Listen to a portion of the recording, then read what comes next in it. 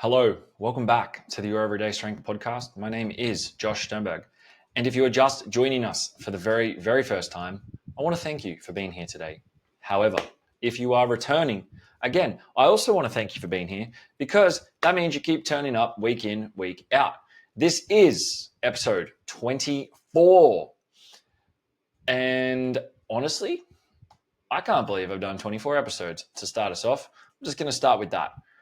It seems like a lot, but it's really not in the grand scheme of things. And I'd love to be like, hey, there's been no weeks missed, blah, blah, blah. That absolutely has. You know, the reality of life sometimes is what we want to do doesn't necessarily always work out the way we want it to. However, what matters is you keep showing up. That has nothing to do with today's topic, but just thought I would throw that one out there. Samuel is currently being a little pest and trying to get my fruit that I have on the desk. But that's fine. We, as the children say these days, fuck it, we ball. But there is a topic for today.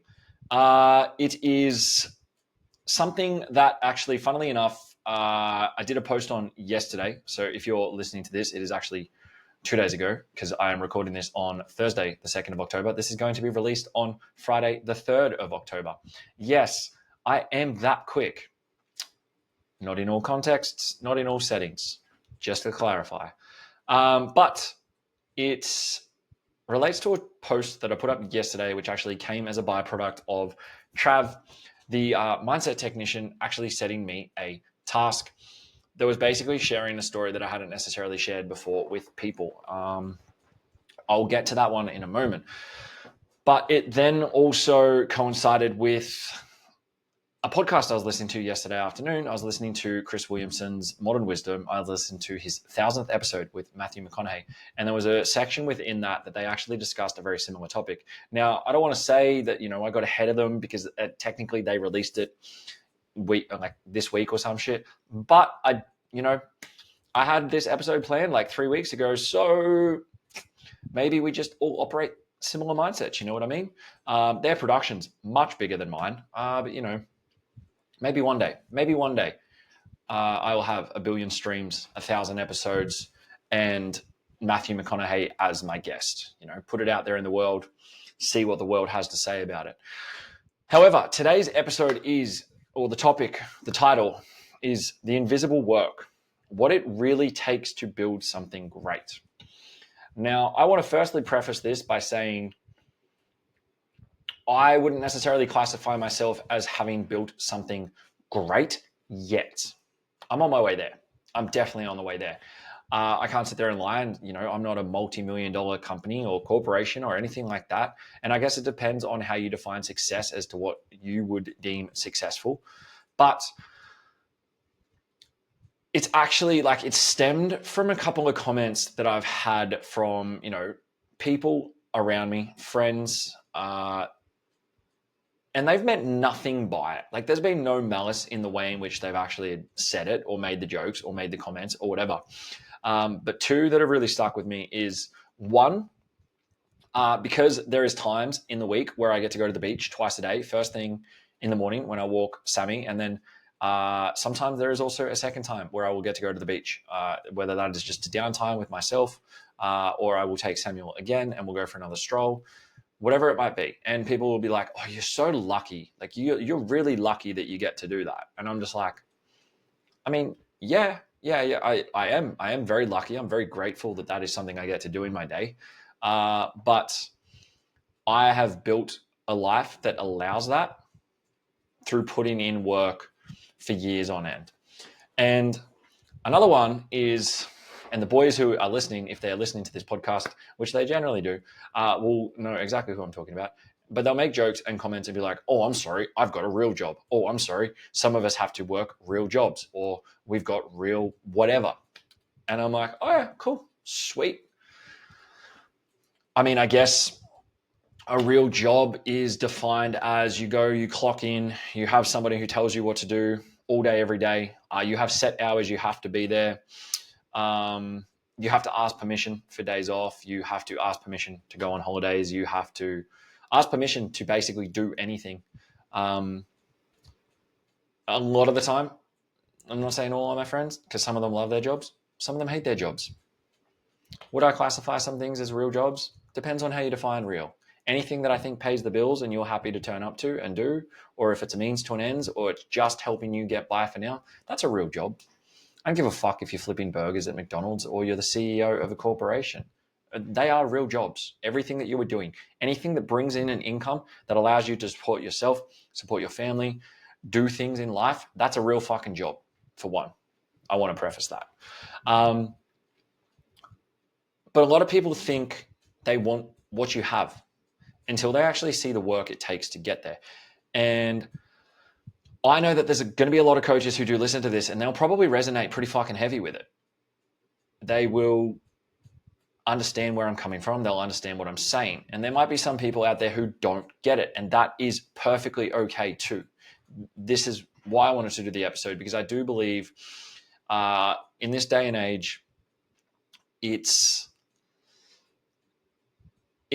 very much highlighted the highlight reel, right? Instagram, social media, Facebook, TikTok, whatever the fuck you use, whatever it is, it's all just a highlight reel. It's like, what is the best things that are happening at the moment? Let's post that. Let's do the monthly dump of the best things that happened over the course of the month. Let's post the story of the best things that happened over the course of the day.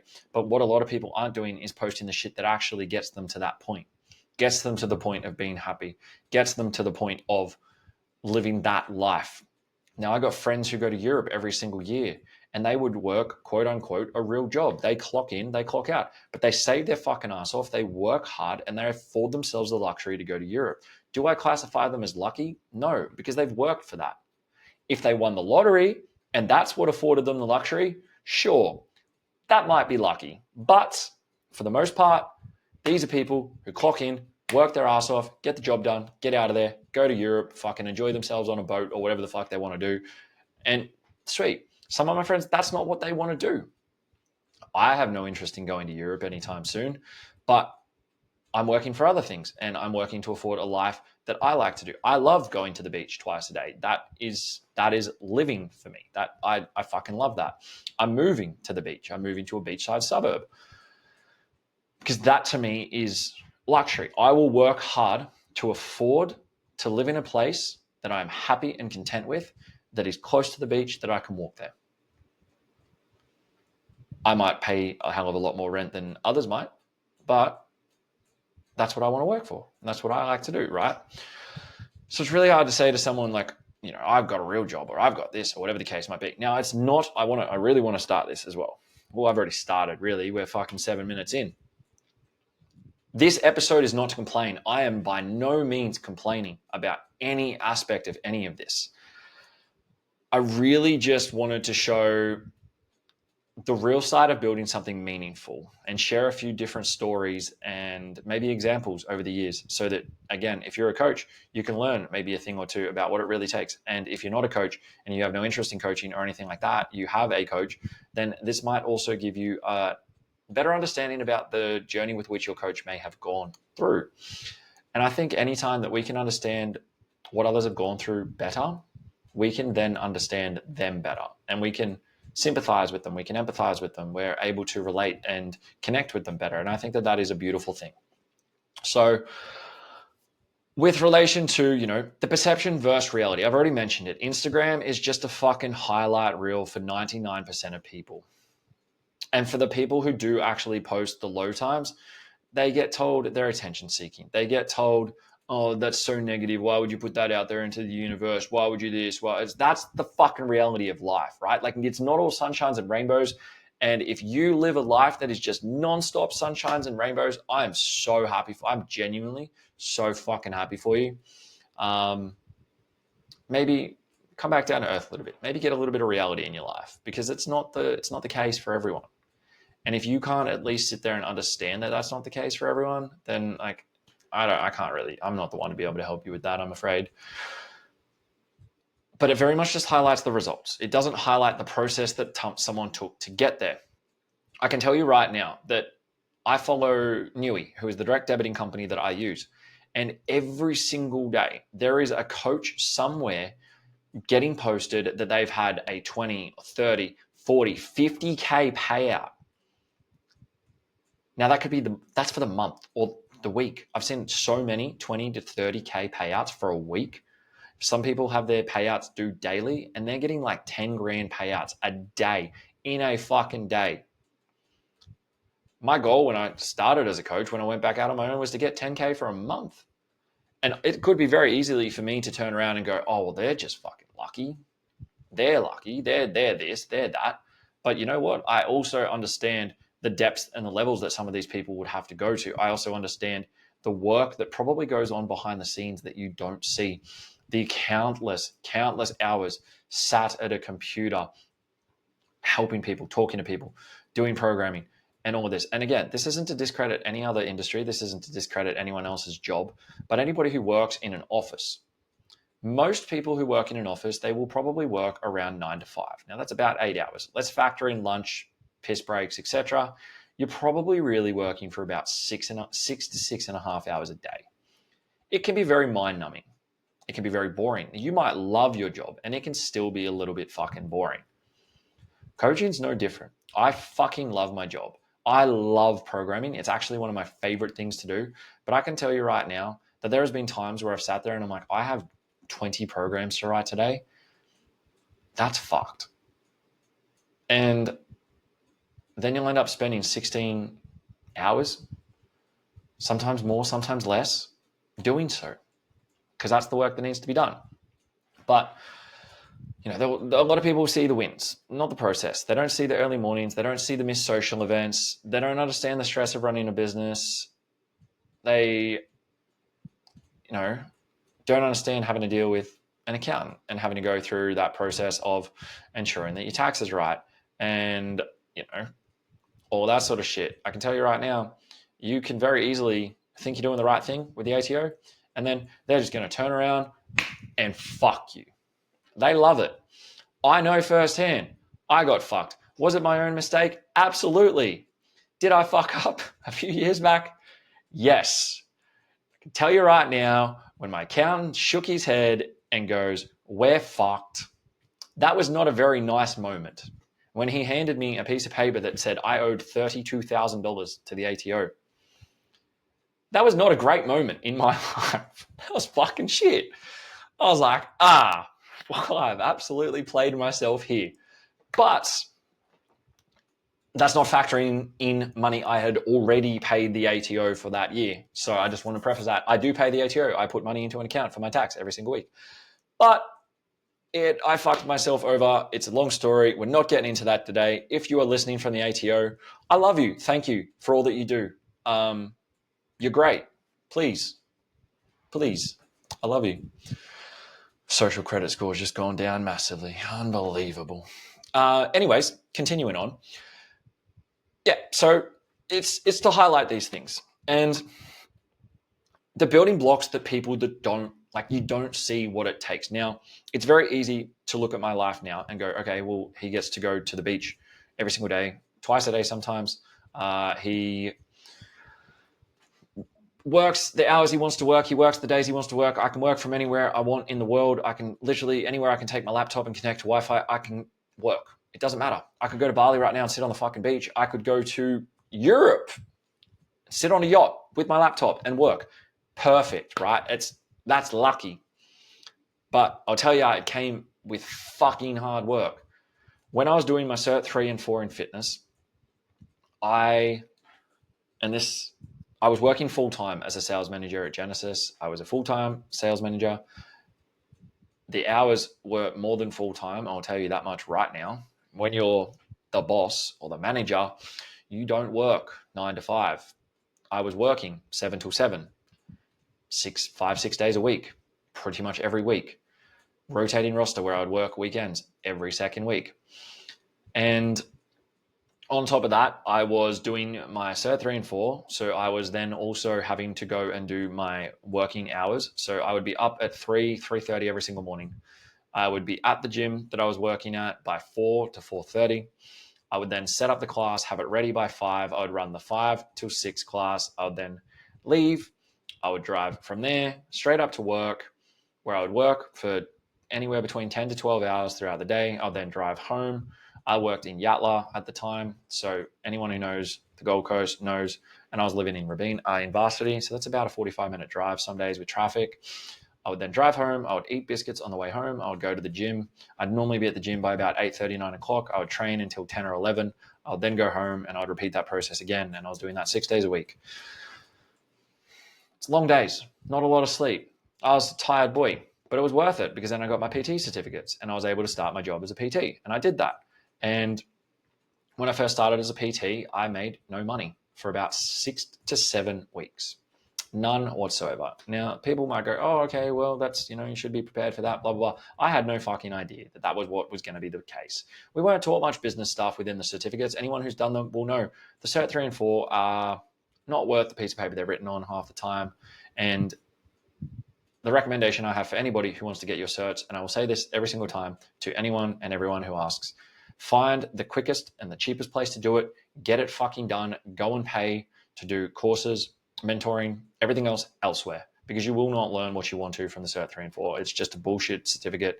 Ticks a bit of paper, you get a fucking certificate, off you go, get to work in the real world. You don't really have any actual skills that are going to help you within that. Anyways, that's a different grievance for a different time. Now, when I first started as a PT,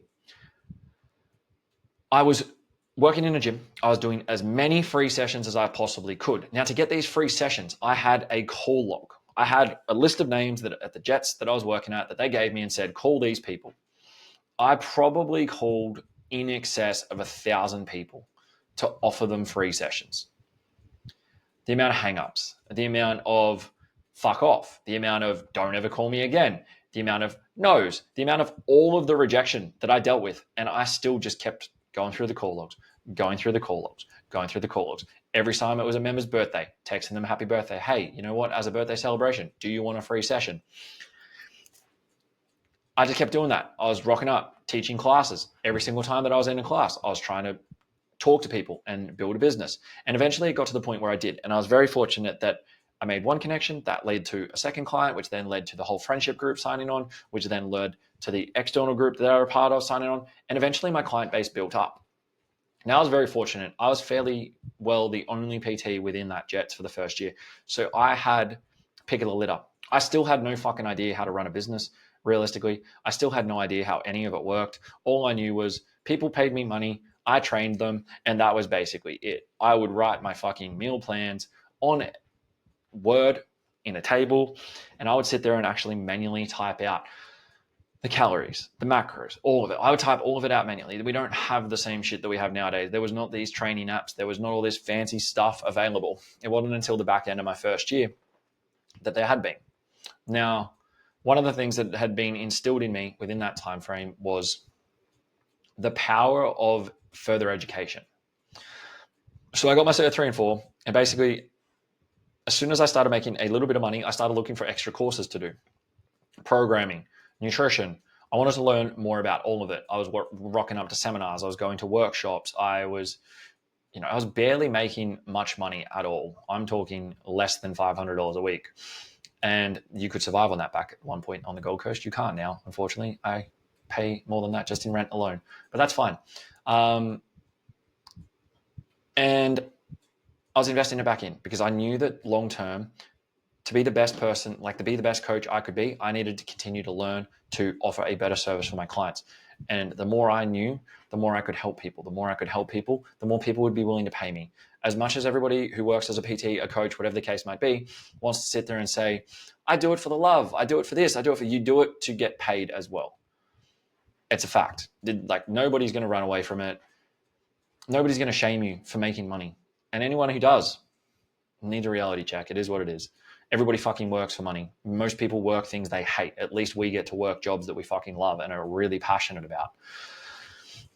Sorry. Anyways, continuing on. And I put it up on the post, but throughout my first 6 months, now I was in the gym from 4 a.m. I was there until 8 p.m. I would do my last session 7 till 8 or 7:30 till 8, depending upon the person. Most days. Wasn't going to lie. I'm not going to lie and say 7 days a week, I was this and that and whatever. No. And there was two places that if I had a certain amount of gap. Now, I wasn't sleeping very much at all at this point. Now, that's working between 4 till 8, not fucking doing much else in life. I wasn't sleeping much. So any chance I would get, at an extended period or just a shorter time frame, if I had about half hour, I would drive my car, which at the time I was driving a 2009 Toyota Orion. I'm 6'2", back seat, not very big at all. But I'll drive it underneath Hotel CBD in Bar City Lakes to a far corner where I wouldn't necessarily be disturbed. I'd get in the back seat and I'd sleep for half an hour. I'd then drive back upstairs. I would go back to work. If I had a little bit longer, say an hour, I would drive home because I only lived in Robina. I would come inside, nap, go back to work. And I would probably do that 3 to 4 times a week, every single week. When I started working at EMF Nerang, it didn't change. The only thing was because the place was so far from me, I didn't see a point in driving home. I would quite literally just go upstairs and sleep in the PT room.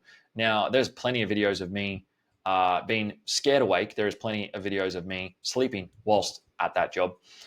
In the PT room, in the office, upstairs, on the couches, just fucking napping away. And that was a regular occurrence. I would do that every single day. When I first started EMF Nerang, I worked 7 days a week for the first 6 weeks. I did not take a day off because I knew what needed to be done to start and build a business. I've spoken about it before. It's long days, it's early mornings, it's late nights. When you first start, you do not get a choice. You do not get to be picky and be like, well, I'm going to work with only this client at only this time, blah, blah, blah, blah, blah. You don't get that choice. You have to just fucking take everything and anything. I tell you right now, when you got no money and you're just sitting there going, how the fuck am I going to pay PT rent, house rent, food, fuel, bills, car, all of it?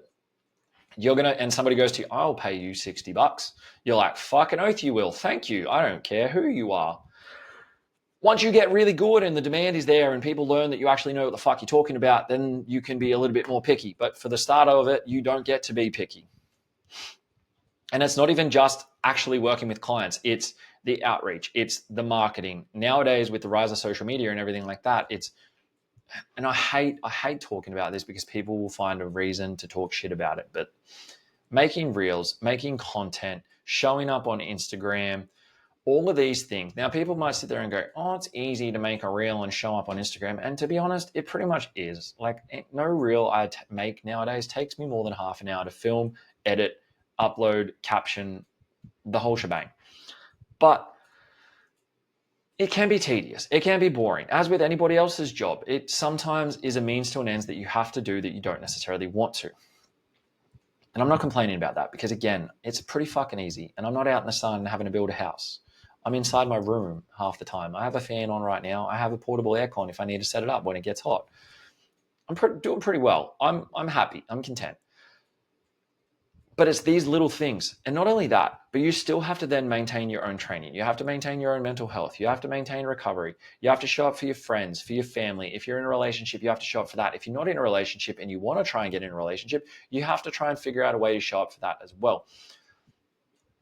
There's so many different facets to it. And people just think, as a PT, all you do is you work with a client for 45 minutes or half an hour to an hour. That's it. That's all you do. It's like, cool, that's great. Okay, but how did I get that client? Well, I got that client because I made 100 calls. I got fucking 95 no's. I got 3 maybes. I got 1, I'll have to talk to the wife. And I got 1 yes. Now, that was not my close rate. My close rate was much higher than that. It is still much higher than that. But that's an example. Like, you have to eat shit for a really long time. It's a lot of conversation with a lot of random people. It's confronting shit that you don't want to do. My worst fear in life was walking out onto the gym floor and starting conversation with random people to try and get them into PT because I was so shit scared of being like rejection, you know?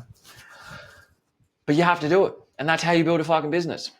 Once you get decent and you actually know what you're talking about and you build a bit more confidence and you start to get results for people and you feel less of an imposter because you are now no longer an imposter because you actually have results that back up what you're trying to tell people, then it becomes easier. It does. But to get to that point, it takes a very, very fucking long time. In an online world, it can be perceived to be harder. Now, I won't talk for some of the Instagram booty queens who either go and do one bodybuilding show or they just have a phenomenal rig that get a fucking shit ton of people hitting them up being like, I want to look like you, train me. And some dudes too. There are definitely dudes out there who have great fucking rigs and they get people messaging them being like, you look great, I want to look like you, coach me. Perfect. It'd be great if that was for everyone, but it's not necessarily the case, unfortunately. If you think that is the case, please message me. I would love to coach you. But it can be a little bit harder. Now you need to try and find clients in a very, I'm not going to say saturated because it's not. You can find your own niche. You can find your own thing that sets you apart. And generally what sets you apart is who you are as a person. I know that a lot of people come to me for coaching because of who I am as a person, because of who I show up as every single day online, because I'm real, authentic. I'm just fucking me. Like I am who I am. I'm the same in person as I am online. There's no real differentiation between the two because I don't necessarily see a point in doing that. But it still means you have to back yourself. It still means you have to invest in yourself. Now, if we're going to run the calculations on how much I've invested into further education, coaching, mentoring, workshops, courses, ebooks, guides, all of it, I would well in excess of 6 figures. I'd probably be close to around 120K, $120,000. Now, to some, that's not a lot of money. To others, it's a dream amount of money. And I've invested around that back into my own education, learning, knowledge to then be able to show up better for my clients and myself. I also just love learning shit. So I'm happy to pay if that's the case. Investing in yourself is never wasted, but again, people don't necessarily see that. And there's very few people who I know work on quote unquote normal jobs who are going to be investing 120K of their own money to learn. Normally you go and do a yearly fucking further education day or like professional development day and the company pays for it and you get a provided lunch and you get all this other shit. And it's like, wow, you've gone and done further education for the fucking week. Congratulations. It's cool. If you're paying your own money, you're probably not going to go do that, right? And I've loved it. I think it is worth the investment because I have been able to help people with problems that I did not think I was going to be able to help them with. And so for me, the financial sacrifice has been more than fucking worth it. It absolutely has. A lot of the time when people pay coaches, they forget that most coaches pay their own tax. They have to pay their own super. A lot of coaches have to pay GST. So as soon as we look at that, whatever you're paying your coach for a week, roughly take 40 to 50% away from that.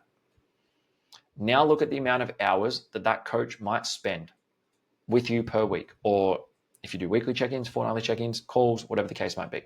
Factor that. Now factor the money that your coach may have spent on education over the course of many, many, many years to learn the things that they have learned to be able to help you. I can tell you right now, when you actually bring it down to a dollar amount, it's not as much as you think. And again, this is not me complaining. This is purely just offering a different perspective for people who may not have thought of it before. When most people get paid, they've already had their tax taken out. They've already had their super put in by their business. If it's included as a part of their package, great. If it's on top, even better. They don't pay GST for the most part, not most people. They don't need to deal with any of that stuff. It's just done for them. And again, as coaches, we know this. I've got a phenomenal accountant. I love working with him. I recommend everyone I can to him because I think he's fucking great. And he's helped me out a lot. It's been no fault of his when I've made mistakes. And again, as a person working a business or in anywhere in life, you're going to fuck up. You're going to make mistakes along the way.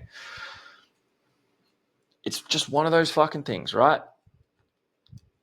And I mentioned at the start that yesterday I was listening to the Matthew McConaughey episode with Chris Williamson. If you haven't listened to it, if you do like long form podcasts, it's brilliant. You can break it up into the sections and it's fucking phenomenal. Matthew McConaughey is one of the most insightful people that I've ever actually listened to. I read his book recently and I've always liked him as an actor. I've always thought, he's an okay actor. He's a good actor. I like his movies, blah, blah, blah. But just to actually really see a detailed version and in-depth understanding of who he is as a person was incredible. And this episode is no different. And he talks about himself. And like a lot of people will see Matthew McConaughey, the superstar, the actor, the millionaire in all these movies with all these awards, with all this, that, and the other, but they don't see the shit that it took to get him there. And he said, a lot of people just focus on what they see in front of them. They see the result. And the quote that he said is, most people should learn to model the rise, not the result. And I fucking love that. I love the fact that it's a conversation now where people are maybe starting to have a little bit more respect for the journey it may have actually taken somebody to get to the point with which they are. Now, that doesn't even need to be just as coaches. That can be in any industry. I can tell you right now that anybody who has achieved anything of great significance in their field, in their job, they have sacrificed. That's time with friends, time with family, sacrificed money, sacrificed sleep, sacrificed fucking mental health, probably sacrificed a lot to get to that position. But all you might see is that they've now been able to afford a bigger house or a nicer car. And you're like, oh, well, that's fucking lucky. Congratulations to them. Celebrating others doesn't take away from yourself. It actually helps to boost yourself up, because I can tell you right now, when you put negative energy out, negative energy comes back. If you're too busy sitting there criticizing somebody for what they have done or what they have achieved, instead of celebrating them for the things that they may have sacrificed to get there or get that objective or hit that goal or whatever the case might be, you're never going to be less of a person by celebrating what somebody else has achieved. And what you'll actually find is, if you start to celebrate others and their achievements, other people will celebrate you and your achievements. And then it becomes this full circle moment. And they always say, you are the sum of those you surround yourself with. If you surround yourself by people who are fucking winning, kicking goals, doing good things, then good things will happen to you. Good things will happen for you. You will be the lucky one. You will be in the right rooms. You will be in the right areas. You will be all of these things. It's not to say it's going to be easy. It's not to say there's not going to probably be some sacrifice along the way. It's not going to say you're probably going to eat shit for a little bit. I can tell you right now, the amount of times I've made great money and the amount of times I've been nearly fucking flat broke, having to borrow money, fucking more than you would probably want to think. And I've been very fortunate that any time that has happened, it's always worked out exactly as it's meant to. You have to have trust, you have to have belief, all of that. And everything's always worked out. It always works out exactly as it's meant to. And I wholeheartedly believe that. This last month, I had quite a few clients drop off with just various things, from just pursuing other endeavors, normal client churn, like churn rate, etc., like dropping off, coming on, all of this, that, and the other. And I remember looking at all my finances and being like, fuck, it's a bit of a quiet month. But this was also, funnily enough, the month that I made the most money that I have made the entire time that I've been back working for myself again. And it's actually the most money I've made in a month than the last 4-5 years, nearly, probably 4 years actually. But I was so focused on the zoomed in picture that I didn't really step back and actually take a good hard look at everything. And I was like, holy fuck. I was like, that is amazing. I was like, I've hit the goal that I wanted to hit. And I didn't even realize it. I was too busy focusing on what wasn't happening. And I had to really check myself and be like, well, why don't I focus on what is happening? What the good is that is arised? What is happening at the moment? What is, maybe I've had a couple of less clients. What has that spared me? It spared me more time to pursue and put time into IQ subs. It's put more time for me to be able to get back into my own training again. And I've now been consistently training for 3 weeks, which might sound fucking small to some people, and especially for someone who's an online coach or a coach in general. But I had not consistently trained 4 sessions in probably 12 months. Just hadn't done it. 4 gym sessions. I had done 4 sessions in a week with footy and everything like that. But to me, it allowed me all of these other extra things as well. And at the reward at the end of it was I'd made the most money in 1 month that I had made basically in a very, very, very long time. And I was incredibly excited. And again, that's not to brag. That's not to be like, oh, I've made this money. I'm not telling you the dollar amount. Everybody's is different. It is what it is. But I was still celebrating that. And I was like, fuck, you know what? A lot of good's happening. A lot of really good things are happening. And I need to focus on that. One of the things that I've been telling my clients a lot lately is I want them to sit down every single day at the end of the day and just say one nice thing that happened, one good thing. It doesn't have to be training, doesn't have to be nutrition. It can be anything at all. One good thing that has happened in that day. And at the end of the week, I want them to write it down or put it in their notes app or something like that. And at the end of the week, what I then get them to do is look at that. Look at the whole week. When you start to focus on good, good happens. When you only focus on the negative, negative happens. It's energy transfer, it's energy flow. You want to be a bit woo-woo? Fucking there you go. Everything is just energy. Karma's real. What you put out, what you get back. This is why I think celebrating others, celebrating their wins, celebrating their achievements will never take away from you. It will only ever bolster you up, because you can also come from the mindset of, well, if that person can do it, so can I. When I see the people on you, there was a point in time where I actually muted the Newey story because it was disheartening to see some of the payouts that people were getting, because I was like, well, that's not fair. Why are they doing that? How are they doing that? Why the fuck do they get that? Instead of, holy fuck, well, if they can do it, so can I. If that person can achieve that, I can absolutely achieve that. It's just that reframe of the mindset. And now when I look at those, it actually drives me. It gives me more motivation. It's like, well, fuck, you know what? That person worked an extra hour than me, or 2 hours, or 3 hours, or 4 hours. That's why they have that. Okay, cool. You know what? I'm going to put more time in. I'm going to put this in. I'm going to put more effort in. I'm going to show up better online. I'm going to show up better for my clients. I'm going to go and do X. I'm going to go and do Y. It drives me now.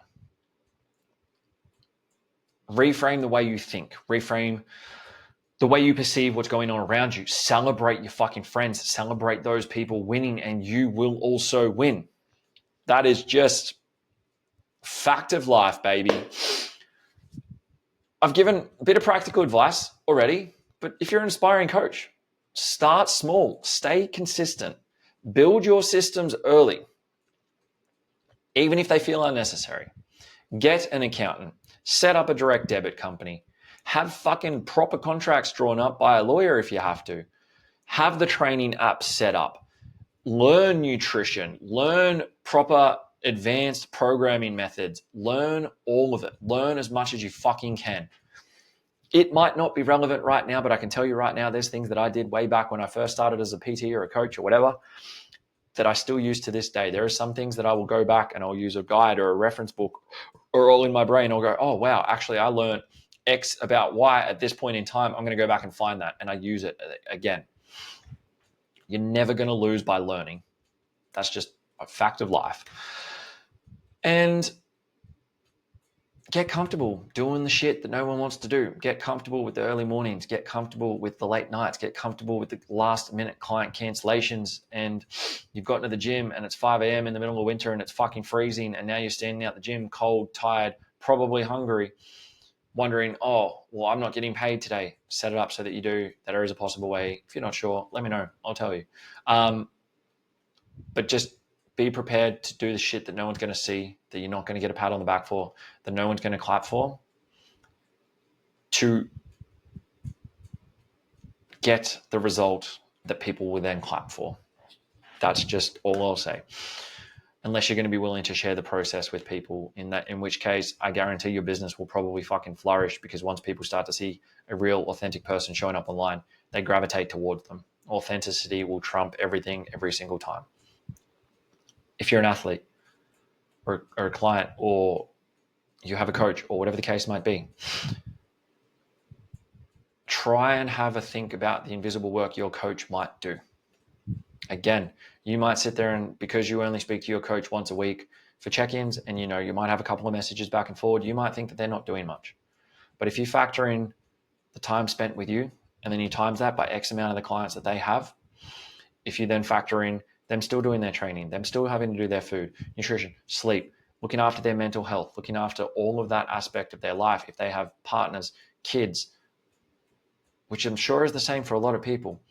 And I know a lot of people are very quick to be like, oh, it's really hard in today's day and age, and it can be, and I empathize, I sympathize. But I also know that if we all just gave each other a little bit more grace and compassion within that, the world would be a better place. If everybody understood that, like, everybody's fighting silent battles that no one knows about, and tried to come at everything from that point of view, then the world would be a hell of a lot of a better place. But that's, again, a conversation for another time. My closing statement: the real work is done when no one's watching. You speak to any athlete, if you want to reference Kobe Bryant or Michael Jordan or any of that, none of the work that they did to get to the highlight reels that they have, and the championships and the fucking MVP awards and the money and all of that, came from anything that was seen in the spotlight. It came from the early to training, the late finishes, the fucking staying to do the thing time and time and time again. That's where the real results and success lies, in the shit that no one sees. And that's something everybody just needs to accept and understand, and better celebrate is the term I'm going to use. I mean, it can apply to business, lifting, relationships, all of it, honestly. The work that we do in the shadows is probably the work that matters the most. But on that note, I'm going to wrap it up there. If you have enjoyed this episode, if you've enjoyed listening to me ramble, if you have a different take on some of the topics I've discussed, DM me, send me a message. I love having conversations with people. I really do.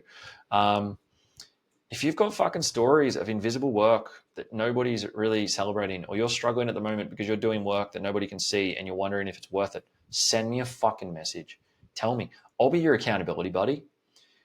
You want someone to fucking keep you accountable, and like, you know, I have accountability people all around me that call me out if I'm not posting the shit I'm meant to be posting, if I'm not doing the things I'm meant to be doing. Like, find people who will do that. If you need to find someone, fucking send me a message. I'm happy to help. But understand that you still need to do the work, and that's as simple as I'll make it. Otherwise, again, if you have listened or if you've taken value, please share. Share with a friend. Share with a coach. Share with fucking anyone you like. Share with your mum. I love when mums listen to this. So if you have a mum, share it with your mum. If you've got a dad, you can share it with them too if you really want. Beyond that, I hope everybody has a fucking fantastic rest of their day, whatever day it is that you're listening to this. Thank you very much for listening. I appreciate you. I will speak to you again soon. Have the best day.